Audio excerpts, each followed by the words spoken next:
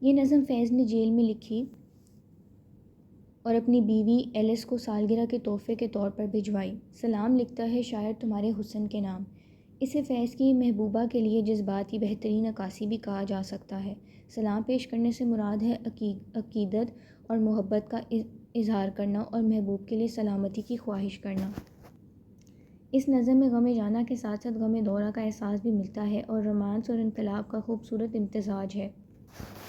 پہلے بند میں فیض اپنے محبوبہ کے لباس اور اس کے رنگ کی تعریف کرتے ہوئے کہتے ہیں کہ اگر کبھی میرا محبوب چھت پر نکل آئے تو اس کا حسین لباس اس کے حسن کے ساتھ مل کر صبح ہو، دوپہر ہو یا شام ہو یا کسی بھی موسم میں نکھار پیدا کر دیتا ہے۔ یعنی اس کی خوبصورتی اس کے لباس کو ہی نہیں بلکہ وقت اور موسم کو بھی نکھار دیتی ہے۔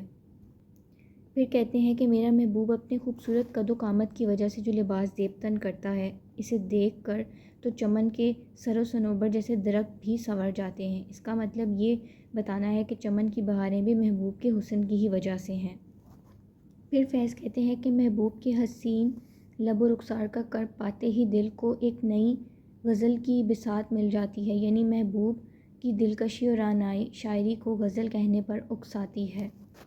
نظم کے دوسرے بند میں بھی فیض نے محبوب کے حسن و دلکشی کا اظہار بڑے واضح الفاظ میں کیا ہے۔ محبوب کی مہندی لگے ہاتھوں کی تعریف کرتے ہوئے کہتے ہیں کہ جب تک ان ہاتھوں پر حنا کی سرخی اور چمک قائم ہے، اسی وقت تک ان کی شاعری کی دلہن کو پذیرائی ملتی رہے گی۔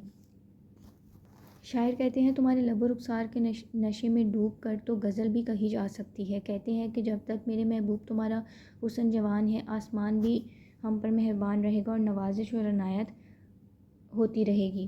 تم سلامت ہو تو وطن کی ہوا بھی میری ہم نوا اور دم ساز رہیں گی۔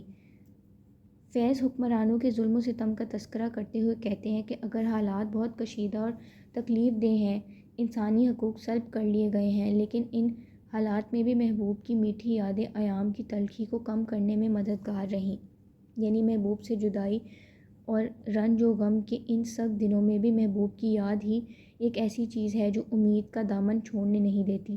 محبوب کی میٹھی یادیں تنہائی میں کسی سہارے سے کم نہیں۔ نظم کے اختتام میں پر فیض پہلے مصرعے کو دوبارہ دہراتے ہیں۔ سلام لکھتا ہے شاعر تمہارے حسن کے نام۔